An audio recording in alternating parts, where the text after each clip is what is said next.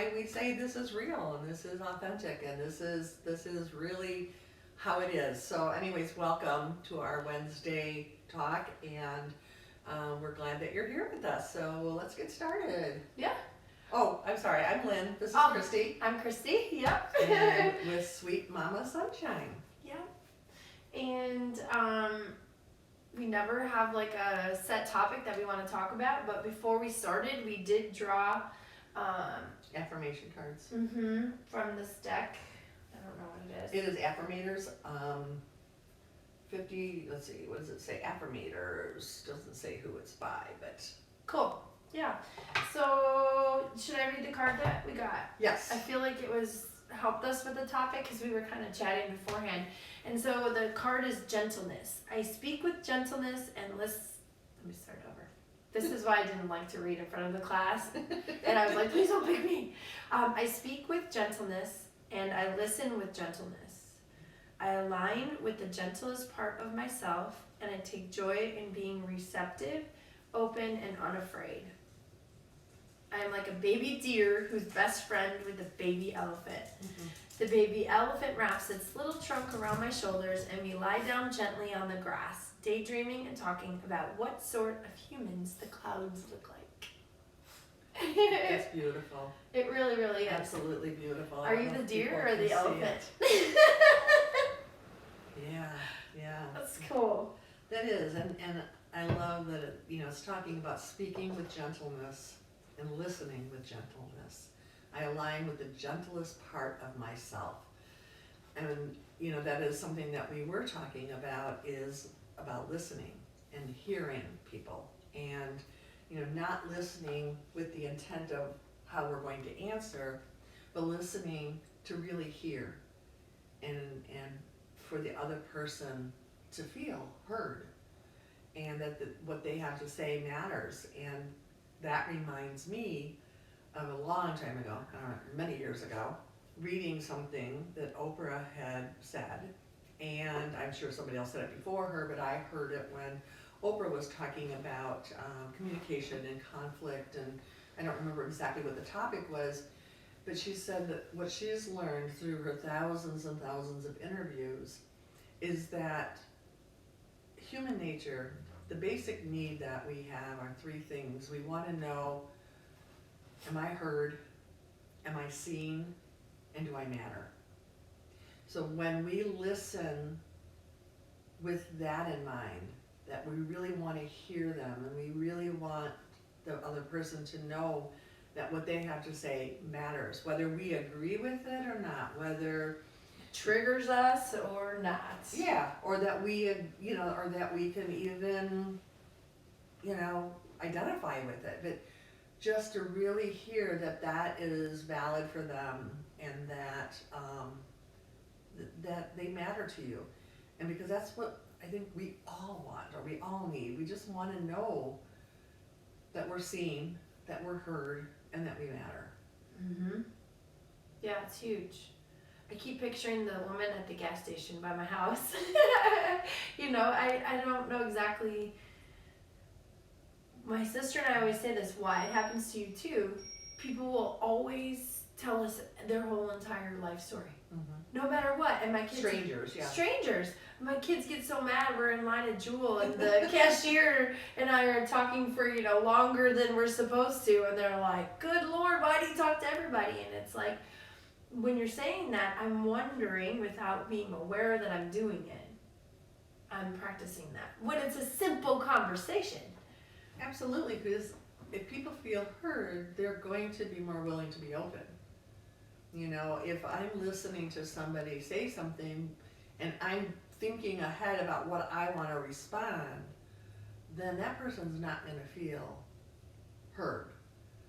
Where if you're listening to somebody talk and they can really feel that they're being heard, they're going to be more willing to be more open and to share more. And sometimes it might be more than we want to hear.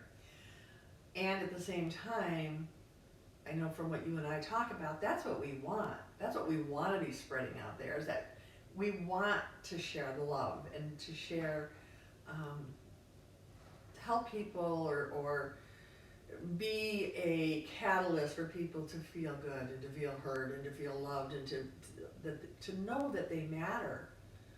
And I think, you know, having heard that years ago has helped me in relationships, and definitely has helped me with my loved ones and with, you know, my kids and my grandkids. And I think, you know, if we can remember that as parents and grandparents, to give that to the children in our lives, how powerful that can be. And how do you do that? Because like I'm sitting here when you're doing that, and I just, when you're talking, it reminds me of me and my son were arguing, and my daughter was like, hey, I'm gonna put a timer because you're both cutting each other off and you get 15 seconds. And the entire time he was talking, I was trying to decide how I was gonna persuade him not to do or think what he was saying. Yeah. The exact opposite of what we really want to do. And you know, and so how do you, it's gonna pop in your head no matter what. Someone, Well, you know. yeah. I mean, I think that's human too, is we want, or at least I know for myself, I struggle with, and I'm working on, I want the other person to see my point of view. I want them to agree with me. Well, hello, right. It's like, so if I keep talking, and I keep talking, and I keep saying it maybe in a different way, all of a sudden they're going to agree with me. And really, it doesn't matter if they agree with us. It doesn't matter if we agree with them. We can respect each other's opinions. And, you know, now, of course, it depends on what we're talking about when it's our children, and if it's something that they want to do or something that's unsafe, you know, for themselves or for others, we have to be parents first, and we have to definitely set those limits and boundaries. I'm not saying that we just let them be whoever they want to be and do whatever they want to do. At the same time, we can appreciate their point of view. We can listen to why they feel the way they do, try to understand, rather than us trying to get them to understand us. Let's try to understand where they're coming from. And not a great example, but a small example is when you guys were young, and you all liked different kinds of music. And luckily for me, I've always enjoyed all kinds of music. So I could be in the car with you and listening to one, you know, kind of song and Def music, Leppard or something. and I could be in there with Jill and maybe listening to country and enjoy that. Where I struggled was Bill got into rap. And, you know, to me, what I heard was mother effing this and killing and, you know, violence. And so I just struggled with trying to see what it is that he saw in it. And I remember he and I were in the car, and he's like, Mom, would you just listen? Listen to the words. He said, yeah, there's some songs that are like that, but there are some that really have positive messages. And so I let myself hear him, and I actually listened to one of the songs that he really liked, and he was right. You know, I don't remember which one, this was so many years ago, but He like listened to NWA like crazy, old school, yeah. Yeah, many years ago. So, you know, I mean, he was born in 81, so this was probably late 90s maybe. Yeah. So anyways, I listened to it, and I had to agree with him that there are some good songs, there are some, and I could appreciate that. And I think that helped him to have me hear him and let him know that, you know, his views mattered. I did choose not to listen to certain songs, but he was okay with that once he felt heard. Once he knew that, okay, you know, Mom's okay with some of this. Plus it takes that, and that's a whole other story, but Fight out of it, that yeah. control Yeah. thing, like every time we get in the car, he insisted on putting on this music, and we'd have this control issue.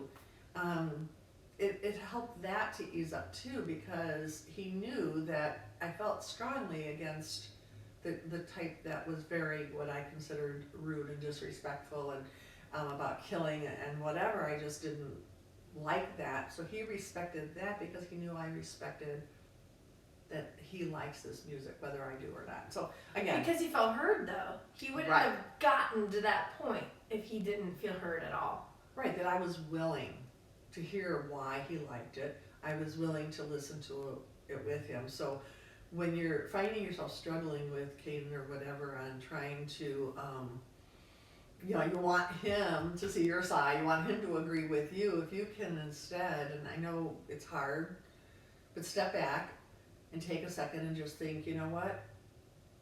Why don't I try to hear what he has to say? You know what I mean? Like, because once he feels heard, he might be willing then to hear you. Possibly. And Yeah. possibly not, and Yeah. that has to be okay too, because, or asking yourself even, why do I need him to agree with me? Or why do I need him to hear my side of it so much? What is that? Because it's a whole different dynamic when it's our kids. I mean, yeah, when it's a friend or it's a partner, I think it's fair that we expect that they're respectful of our opinions and want to listen to our side of it. But with kids, you know, the dynamic's a little different. And, you know, kids aren't going to always be willing or even able maybe to see our perspective. And that's okay. It reminds me, and tell me if I'm off topic because I do this a lot, That's but I had an athlete and she was having, and I'm not doing this to be rude to her, an asthma attack on the floor, but she was still breathing. So I have asthma, so this is why I understand. Like, it's kind of like you get in your head and you get a little panicked. Right.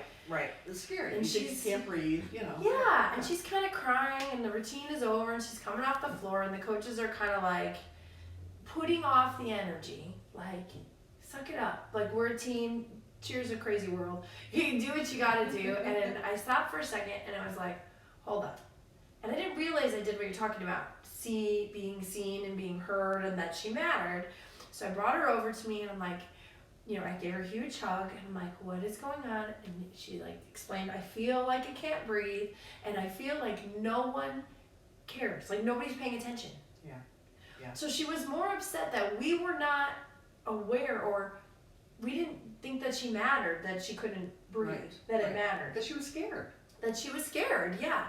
And so I hugged her, and then I was able to say, after I reassured her, like, we care about you and your breathing. It is your responsibility to tell us, I can't breathe. Right. Because then you own that. Instead of being a victim of, like, they don't care about me, say, I can't breathe. Now we know the focus turns to caring for you. You know, but as soon as I had that talk with her and I listened and she was like, okay, totally ready to not, it was like not a victim role anymore. Because now she was like, oh, they see me, I matter, I'm good. And now they hear what I'm doing, and then I gave her the power back. If you need to stop, you stop. Right. We don't know. Right. We're not in you. And then she was able to finish the whole practice. But if we would have just not saw her, not heard her, not listened through any of that, I think it would have perpetually gone down the tube and she would have not been, you know. Well, not only would she maybe not have been able to, you know, participate in practice or whatever, but she also wouldn't have learned that other lesson about, and again, that is a different topic, but I think it's important, is that we give the power back to them and put that responsibility on her that, you know what, we can't know that something's wrong if you Inside don't of tell you. us. Yeah. And yes, you matter. And yes, we want to be here for you. We want to know. Right.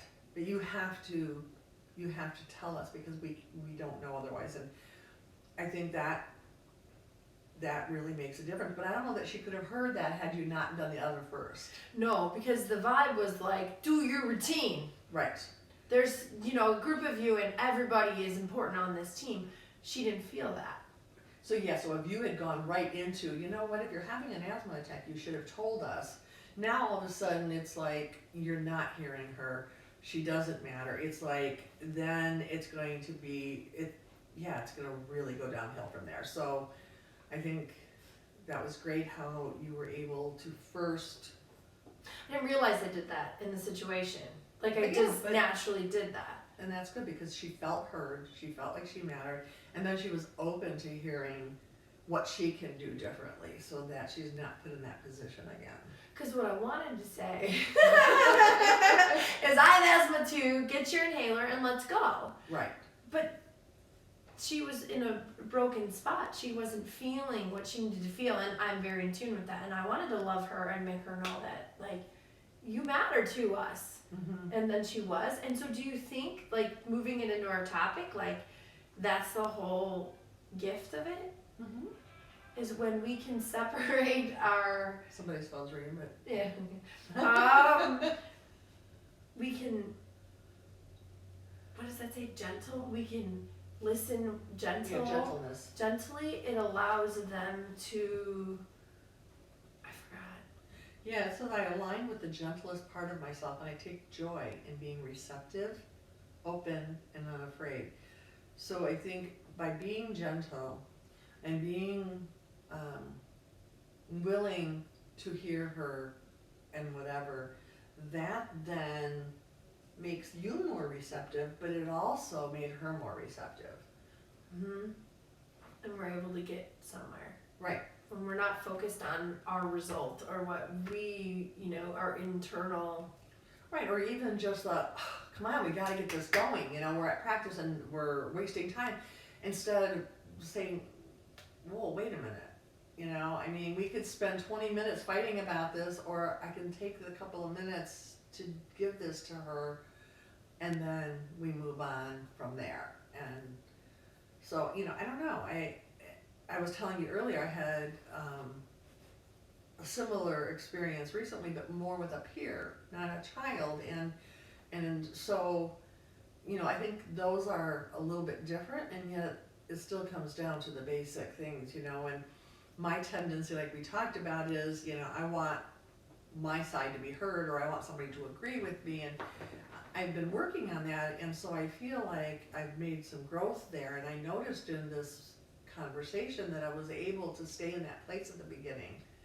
After a while, I found myself kind of slipping back, but I think awareness is always the first step, is we're aware of it, and even if it takes us a while, even if we don't go over immediately to that girl and give her that hug, Yeah. if the awareness is oh, wait a minute, yeah, what's going to work better in this is probably if she feels heard, if she knows that I care about her. And so I had to do that in this conversation, and what I found works for me that's helpful once I have that awareness is pausing, allowing myself to just be quiet for a second. And I think, again, another topic, but we've talked about how sometimes we want to just fill that silence. Oh yeah, because it's so weird. It's yeah. awkward. It's like, okay, who's going to say something next, But if I'm in a situation and I realize that I'm kind of sliding into some of my old habits, and I'm aware that I want to do it differently, I can stop and I can just breathe and I can take that second. And it probably feels like minutes, but it's probably just 10 seconds of quiet to say, what is it that really matters here? What is this person needing in this moment?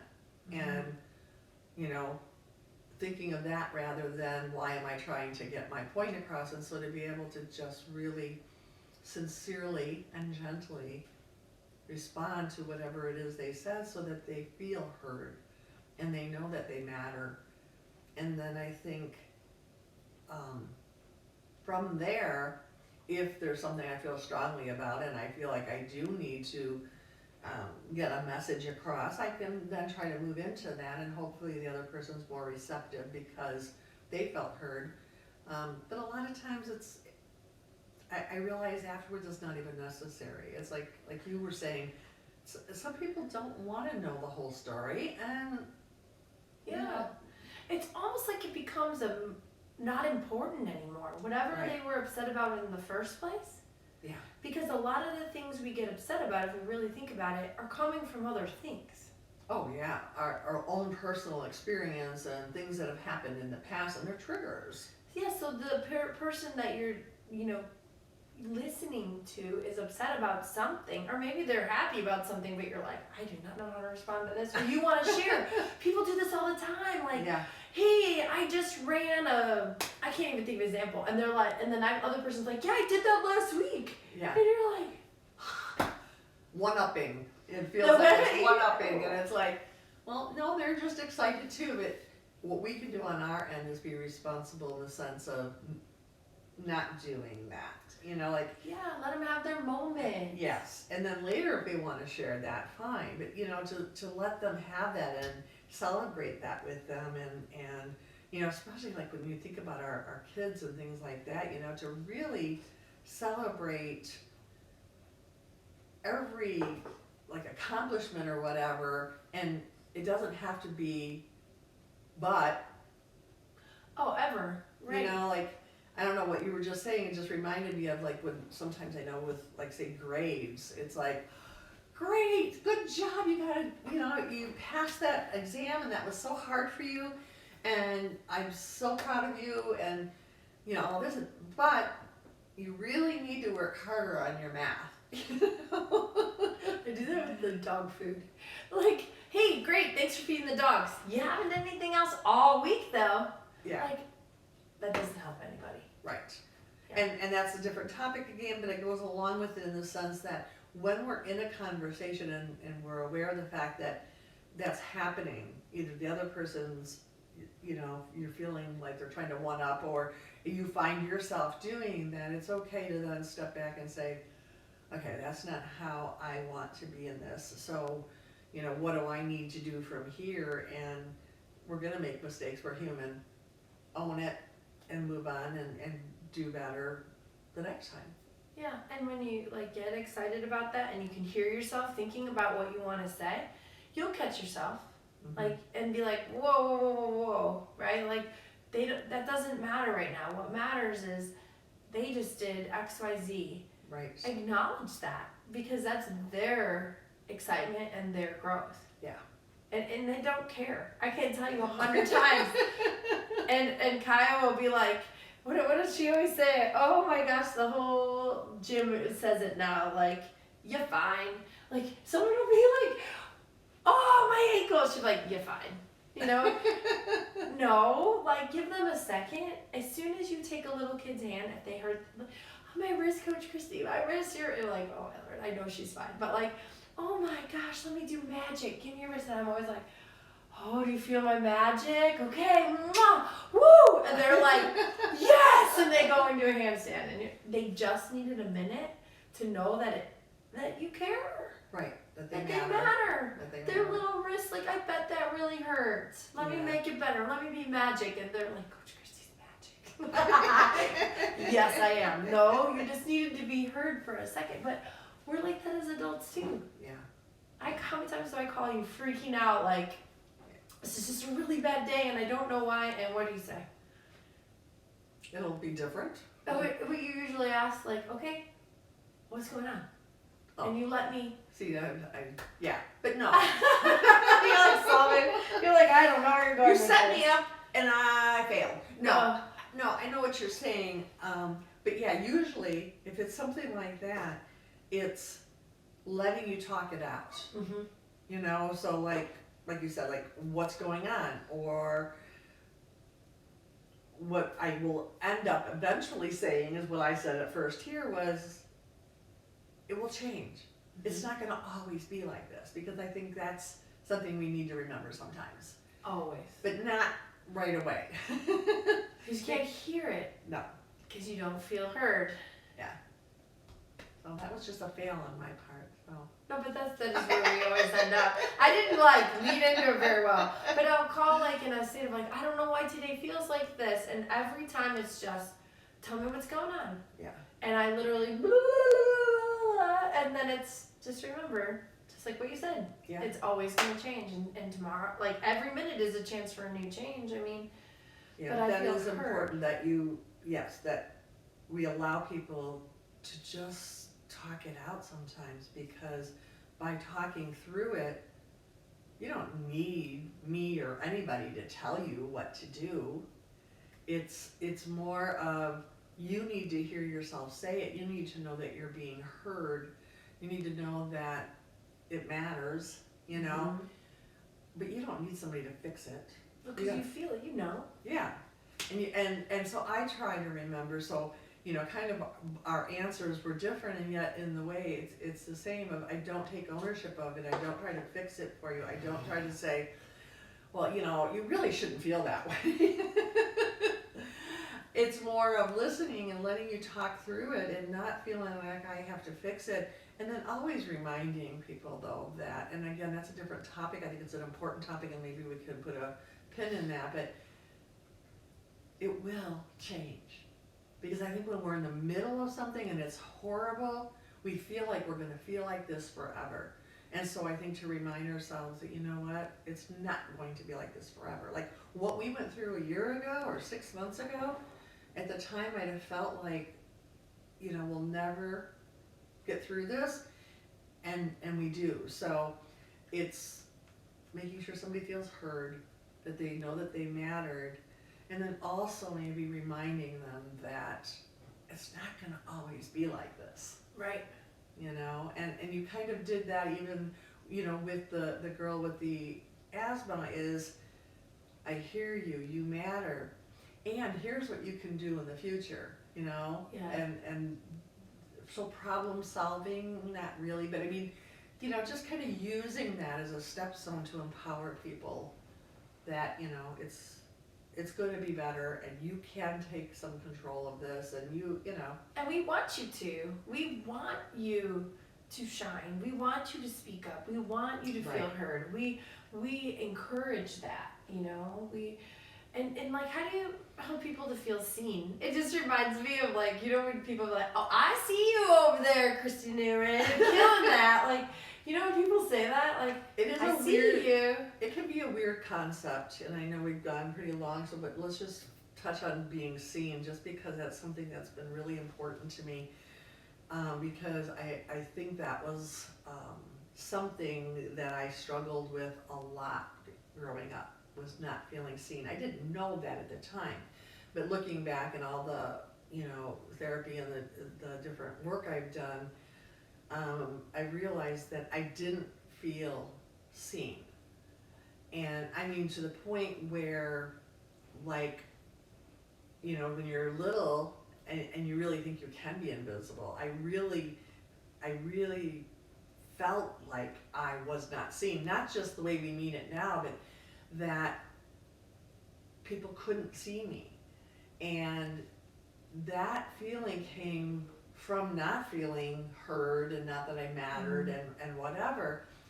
But as I got older, like in school, I felt like I was invisible. Like I just kind of, nobody noticed me. It's like, I don't even know how to explain it anyways. That's like if you weren't there, no one would even notice. Right. Like I didn't stand out. I wasn't like a popular kid. I wasn't, you know, into sports. I wasn't a cheerleader. I wasn't, you know, I wasn't any of that. And so I felt like I just kind of blended in with the walls. And as I became an adult, that became a problem in the sense that I didn't feel valued. And I remember one of the first times, I know it's not the first time, but I think maybe it was the first time that I had that awareness that of what it meant to be seen as an adult. And I'll never forget, because I was at a conference and this woman came up to me that I had never met before, a stranger. And she, I think goosebumps. and she I don't had, know the story. her name was Kathy, and I had never met her. And it was a conference somewhere, but out of state, so I was staying in a hotel. And she's like, can I room with you tonight? I don't have a room. And at first I'm like looking around like, she's talking to me? You just showed up here without a room? Yeah, and I was kind of weirded out, and it was a little uncomfortable, and all these thoughts are going through my mind, but you know, she kind of went on to say that, you know, she didn't have a room and she's looking for somebody to bunk with, and you know, the first thing out of my mouth was, oh, but I just have a king bed, and she's like, that's okay. Okay, so my mind now I'm going, all right, she's gay? I mean, Like, she must does- find me does she attractive. think I think, and that's fine, but no, I really Yeah. want to make that clear, you know. Anyways, I did let her stay in my room, and we became friends, and it was wonderful, and it was the first time with awareness of what being seen was that I felt seen, because she saw something in this crowded room. There were many, many people there at this conference, and she saw something in me that she felt she could approach me. Now, some of that was just her personality, but that she truly saw me for who I was, and that I would be the type of person that she could approach.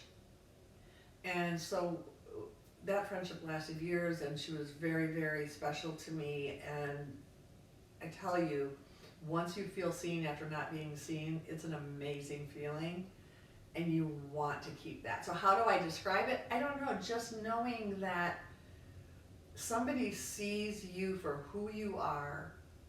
And you walked in today, and you said something about me looking beautiful. Mhm. And at first I'm like, Gee, okay. thanks.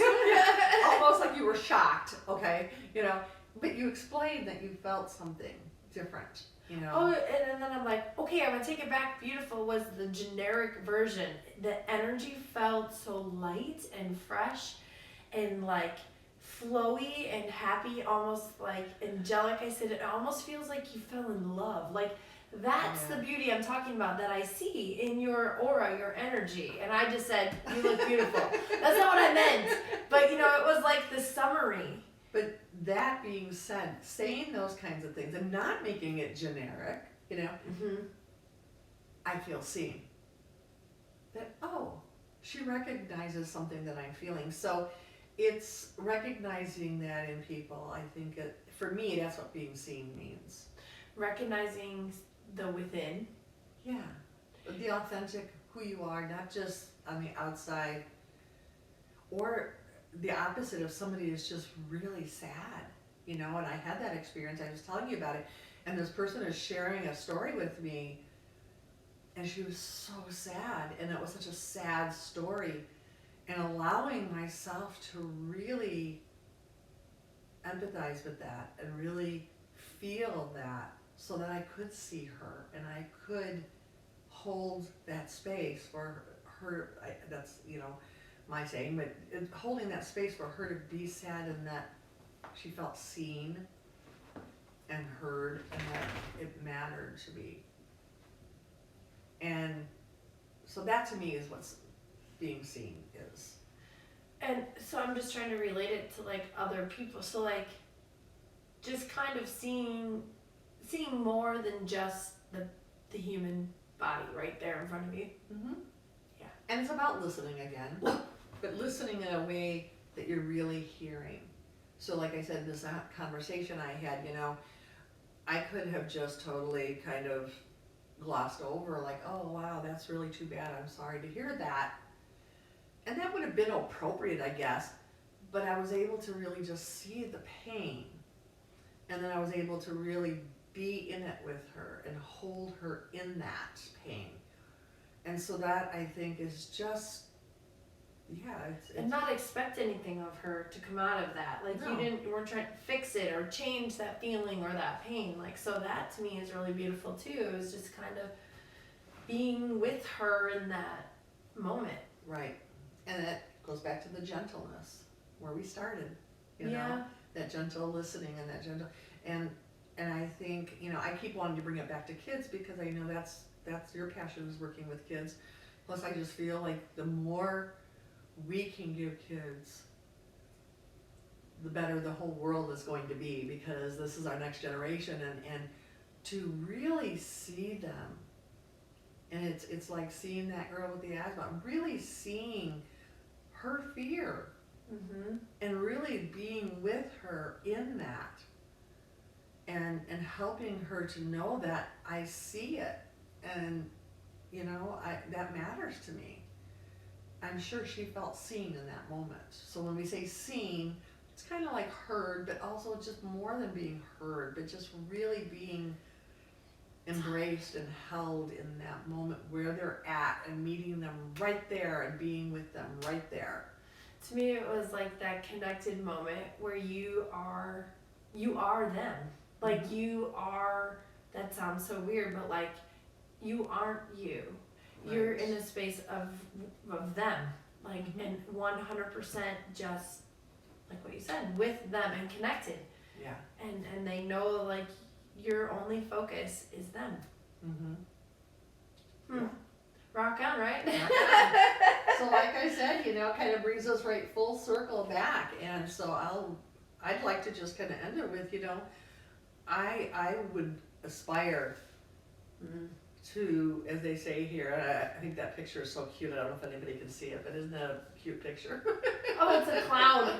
Because we're okay. So also we didn't dive into that, but why the baby elephant and the baby giraffe are looking at clouds like they're human. Yeah, just like we try to make the clouds into animals, and they were making it into Yeah, humans. it was cute. But so I aspire to speak with gentleness, to listen with gentleness. I align with the gentlest part of myself, and I take joy in being receptive, open, and unafraid. That's another topic. I am like a baby deer who's best friends with a baby elephant. The baby elephant wraps its little trunk around my shoulders, and we lie down gently on the grass, daydreaming and talking about what sorts of humans the clouds look like.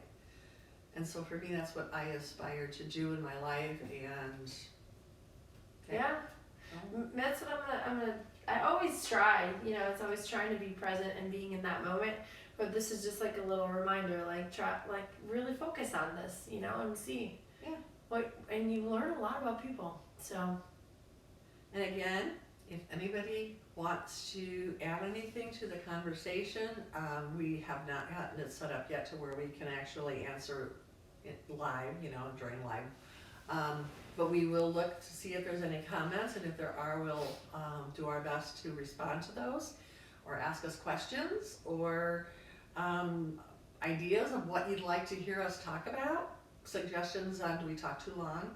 Yes, all the time. Hey, I know it goes long, but if you kind of stay with us till the end, it usually gets pretty darn good by the end.